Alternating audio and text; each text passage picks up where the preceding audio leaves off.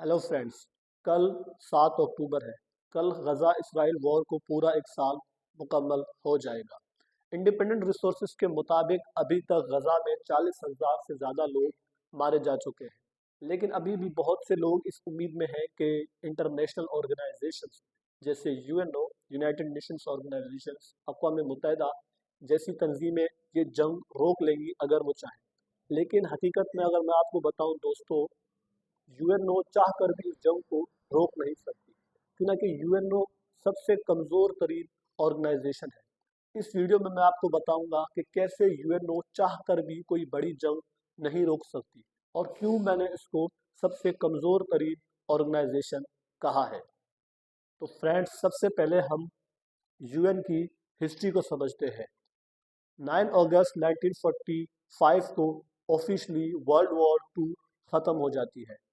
Allied powers जिसमें United states, UK, France, China और Soviet union होते हैं, एक्सिस पावर से जिसमें जापान, जर्मनी और इटली होते हैं, जंग जीत जाते हैं। ये जंग 6 साल चली थी और इसमें तकरीबन 7.5 करोड़ लोगों की मौत हुई और इन तमाम कंट्रीज़ को बहुत ही भारी नुकसान हुआ।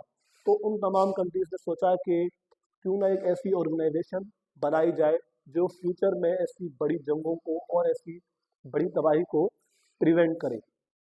तो इस तरह 24 अक्टूबर 1945 को यूनाइटेड नेशंस ऑर्गेनाइजेशन वजूद में आया। लेकिन ये अपनी तर्ज का पहला इदारा न था। इससे पहले वर्ल्ड वॉर वन के ख़त्म होने पर लीग ऑफ नेशंस बनाई गई थी और इसका मकसद भी फ्यूचर में किसी बड़ी जंग को रोकना था, पर वो नाकाम रही और दुनिया वर्ल्ड वॉर टू की तरफ चली गई। ये थी यूएन की एक शॉर्ट हिस्ट्री। अब मैं आपको यूएन के बॉडी स्ट्रक्चर के बारे में बताता हूँ। यूएन की 4 मेन बॉडीज हैं। नंबर 1 जनरल असेंबली जिसमें 193 मेंबर्स होते हैं। Number 2 security council. Number 3 ICJ the international court of justice and number 4 United nation secretariat.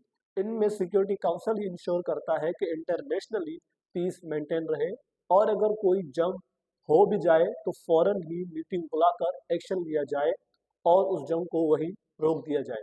Security council के मेंबर्स की तादाद 15 होती है, जिसमें 10 नॉन परमानेंट मेंबर्स होते हैं और 5 परमानेंट मेंबर्स होते हैं।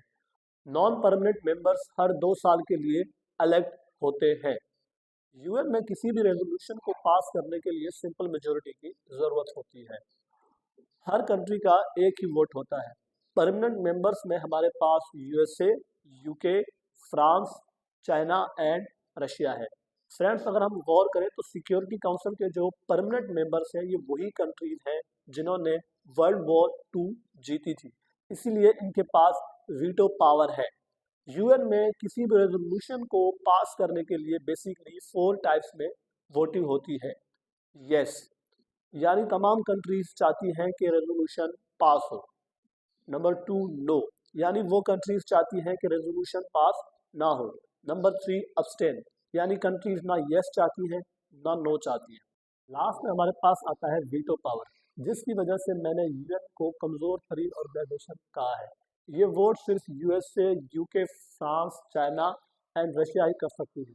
यानी अगर किसी एक भी कंट्री ने वीटो कर दी तो कोई भी रेजोल्यूशन पास नहीं होगा, चाहे बाकी तमाम कंट्रीज ने रेजोल्यूशन के हक में वोट दिया हो।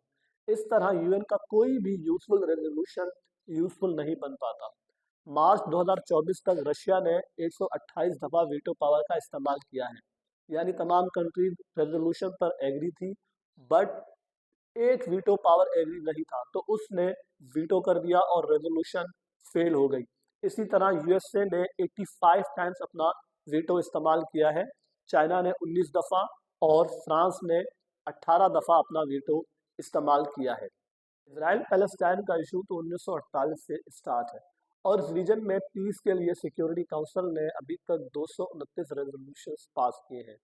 इनमें 45 मरतबा अमेरिका ने वीटो पावर का इस्तेमाल किया है अपने दोस्त मुल्क इसराइल के हक में, क्यों ना कि वो रेजोल्यूशन इसराइल के फेवर में ना थी। इस तरह जो रेजोल्यूशन पीस चाहती थी, जो रेजोल्यूशन सीज फायर चाहती थी, वो पास नहीं हो पाई अक्टूबर 7 से अगर बात करें तो अब तक अमेरिका ने 3 दफा वीटो पावर इस्तेमाल किया है और सिक्योरिटी काउंसिल की रेजोल्यूशंस फेल हो गई जो कि सीज फायर चाहती थी। और मेनली जो अमेरिका ने रेजोल्यूशंस वीटो किए हैं इसमें इसराइल की मिलिट्री एक्शंस को रोकने की बात की गई। नंबर 2, इसराइली सेटलमेंट्स पर क्रिटिसाइज किया गया कि ये इलीगल है और जो इसराइल वेस्ट बैंक और ईस्ट यरूशलेम में वहाँ के मकामी लोगों को निकाल कर वहाँ जोइश लोगों को आबाद कर रहा है। पैलेस्टाइनियंस के सिविल राइट्स के बारे में रेजोल्यूशंस पेश की गई। और नंबर 4, इसराइल को ऑक्यूपाइड टेरिटरी से निकल जाने के लिए कहा गया।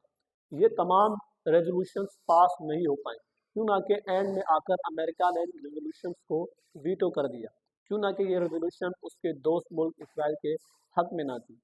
और ऐसा सिर्फ एक अमेरिका ही नहीं करता, बाकी भी जो वीटो पावर्स हैं वो रेजोल्यूशंस को वीटो कर देते हैं। और जो उनके या उनके किसी दोस्त मुल्क के फेवर में रेजोल्यूशन ना हो वो उसको एक्सेप्ट करने के लिए तैयार ही नहीं होते। जैसे फरवरी 2022 में रशिया यूक्रेन की वॉर जब स्टार्ट हुई तो अब तक मल्टीपल टाइम्स रशिया ने सिक्योरिटी काउंसिल की रेजोल्यूशंस को वीटो किया है जो कि उस जंग को ख़त्म करना चाहती है। और रशिया ऐसा नहीं चाहता कि वो जंग रोके। इसी तरह चाइना भी ताइवान एंड तिब्बत के इशू पर अपना वीटो इस्तेमाल करके फ्री हो जाता है और कोई भी ऐसी रेजोल्यूशन जो अमन चाहती है वो पास नहीं हो पाती। वीटो पावर ही सबसे बड़ा स्ट्रक्चरल फेलियर है यूनाइटेड नेशंस ऑर्गेनाइजेशन का, जो किसी भी रेजोल्यूशन को पास होने नहीं देती। फ्रेंड्स, इंटरेस्टिंग बात यही है कि वॉर हमेशा वीटो पावर से स्टार्ट करवाती है बिकॉज उन्हें बहुत फ़ायदा होता है ऐसी जंगों से। यही टॉप आर्म्स एक्सपोर्टर है पूरी दुनिया में। Stockholm International Peace Research Institute के मुताबिक लास्ट ईयर इन कंट्रीज के आर्म्स एक्सपोर्ट में 94% का इजाफा हुआ है। 17% तो सिर्फ अमेरिका ने लास्ट ईयर अपने आर्म्स एक्सपोर्ट में इंक्रीमेंट की है।